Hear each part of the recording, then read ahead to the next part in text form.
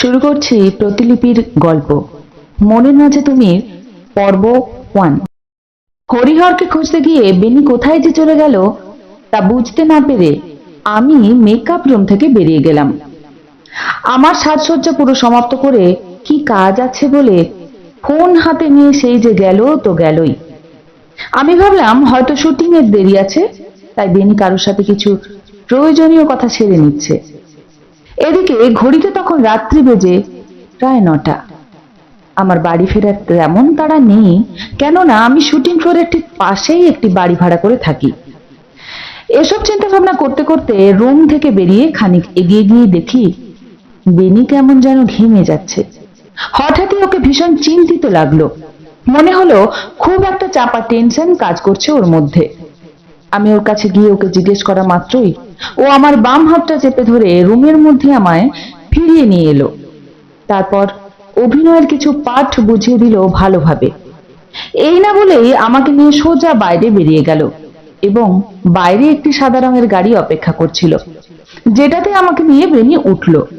তারপর আমি বেনিকে জিজ্ঞেস করলাম, এ কি করছো, কোথায় নিয়ে যাচ্ছ আমাকে?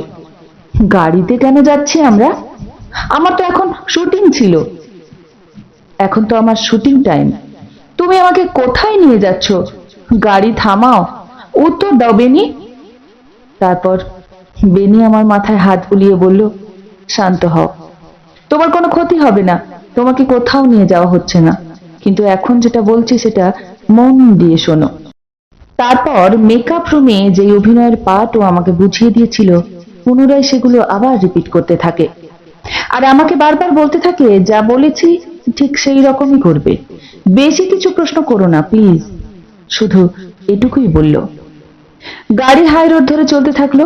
তখন প্রায় রাত্রি 11টা বেজে 6 মিনিট।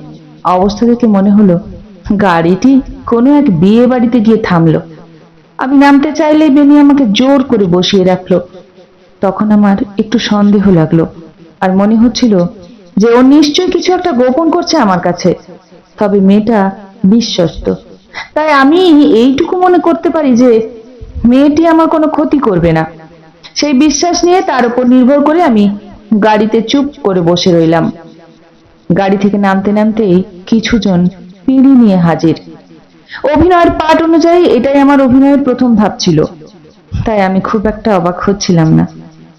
এটাই মনে হচ্ছিল যে আমার অভিনয়ের ভিন্যুটা শুধু চেঞ্জ হয়ে গেছে, যথারীতি যা হয় বাঙালি বিয়ে বাড়িতে। পিঁড়িতে করে আমায় সবাই নিয়ে যাচ্ছে বিয়ের আসরে, সেখানে পাত্রকে ঘিরে 7 পাক ঘোরানো হচ্ছে। তারপর পান পাতা মুখে নিয়ে পাত্রের সামনে এসে দাঁড় করানো হলো। বিয়ে বাড়িতে যেমনটা হয়, সবাই মিলে উলু আর শঙ্খধ্বনি দিয়ে মজার স্বরে বলছে, এবার মুখ খোলো, দেখো ও তোমার দিকে তাকিয়ে আছে, তুমিও প্লিজ তাকাও। কিন্তু নামটা যেন অন্যভাবে ডাকছিল। চতুর্দিক থেকে একটাই নাম কানে এলো, টুয়া, এবার মুখ থেকে পানের পাতা সরাও। ধ্রুব তাকিয়ে রয়েছে যে। আমার এবার কেমন যেন একটা ভয় ভয় হচ্ছে, মনের টেনশনটা আর চেপে রাখতে পারছি না, তাই হঠাৎ করে পান পাতাটা সরিয়ে দিলাম। আমি হতবাক হয়ে তাকিয়ে রইলাম অনেকক্ষণ। এ কি, সামনে ইনি কে? এ তো আমার সিরিয়ালের নায়ক নয়। এখানে অনেক লোকজন দাঁড়িয়ে রয়েছে। পেছন দিকে তাকিয়ে দেখলাম বেনি কোথাও নেই। আমি কোথাও ওকে দেখতে পেলাম না, কিন্তু এ কোথায় নিয়ে এলো আমাকে? এরা কারা? হে ভগবান, এ তো মনে হয় সত্যি সত্যি বিয়ে। আমার ফোনটাও তো বেনির কাছে। চুপচাপ দাঁড়িয়ে থাকা ছাড়া এখন তো আমার কিছুই করার নেই। বিপরীতে যে ভদ্রলোক মালা হাতে নিয়ে দাঁড়িয়ে আছেন, তিনিও আমাকে দেখে খানিকটা হকচকিয়ে উঠলেন। এদিকে আমি বুঝতে পারছিলাম না উনি যখন আমাকে দেখে হকচকিয়ে উঠলেন, তা সত্ত্বেও বিয়ের আসরে দাঁড়িয়ে কাউকে কিছু না বলে বিয়ে করতেই বা এগিয়ে আসছেন কেন? আমার মাথায় এটা ঢুকছিল না যে সত্যি বিয়েটা না অভিনয়। আমি তখনও পর্যন্ত এ ব্যাপারে নিশ্চিত হলাম না। অবাক করা চোখ নিয়েও ভদ্রলোক আস্তে আস্তে মালা বদল শুরু করলেন। আমার অনিচ্ছে থাকা সত্ত্বেও বাধ্য হয়ে আমাকেও তার সাথে সহযোগিতা করতে হলো। একে অপরকে কিছু বলার আগেই, কিছু বোঝার আগেই বিয়েটা কিন্তু খুব শীঘ্রই মিটে গেল। আমি বুঝতে পারছি যে আমি একটা বড় বিপদের মধ্যে পড়ে গেছি, তথাপি বুঝেও কিছু করতে পারছি না। বিয়ে বাড়িটা দেখে যতদূর মনে হচ্ছে এখানে খুব সম্ভ্রান্ত পরিবারের মানুষ, এখানে আরো অনেক সম্ভ্রান্ত পরিবারের লোকজন আত্মীয়স্বজন হিসেবে উপস্থিত রয়েছেন। সেখানে নিজের পরিচয় তুলে ধরে নিজেকে ছোট করা ছাড়া আর কিছুই হবে না। বিগত কয়েক বছরের অভিজ্ঞতা থেকে এটা বুঝতে পেরেছি যে অর্থের জোরের কাছে সবকিছুই পরাজিত হয়। তাই এখানে আমি যদি নানান প্রশ্ন করি তাহলে এরা কেউই সেই প্রশ্নের উত্তর দেবে না, বরং আমাকে অপদস্থ করা হবে। এই বুঝে আমি চুপ করে দাঁড়িয়ে রইলাম এবং এদিক ওদিক তাকিয়ে দেখছি বেনিকে যদি খুঁজে পাওয়া যায়, কিন্তু কোথাও বেনি নেই। সত্যি কথা বলতে জীবনে কখনো এত ভোগ বিলাসিতার সহিত বিয়ে সম্পন্ন হতে দেখিনি। তাই নিজের পরিচয় প্রকাশ করার আগেই কেমন যেন চোখ ঝলসানো সাজসজ্জায় আমি আটকে গেছি। কোথা থেকে আমি যে কোথায় এসে পড়লাম সেটা বুঝতে বুঝতেই আমার বিয়েটা সম্পন্ন হয়ে গেছে। ভদ্রলোকের নাম ধ্রুব। অবশ্যই এখানে সবাই ওনাকে বাবু বলেই ডাকছেন।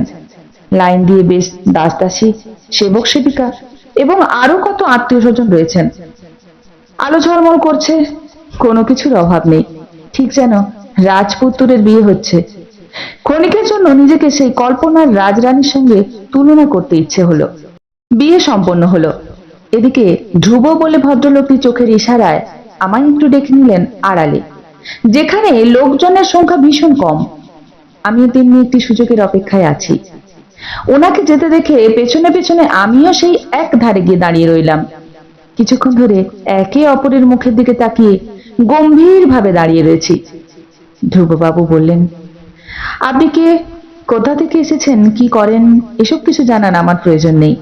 শুধু এটুকুই বলবো, আপনি পেশাগত দিক থেকে যেটা করতেন বাস্তবে শুধু সেটুকুই করবেন, মানে অভিনয় আর কি।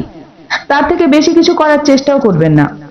আর হ্যাঁ, আমি আমার পরিবারকে ভীষণ ভালোবাসি, তাই আমার পরিবার যেন কখনো আসল সত্যটা জানতে না পারে। সব শুনে আমি বললাম, আসলে মানে আমি তো।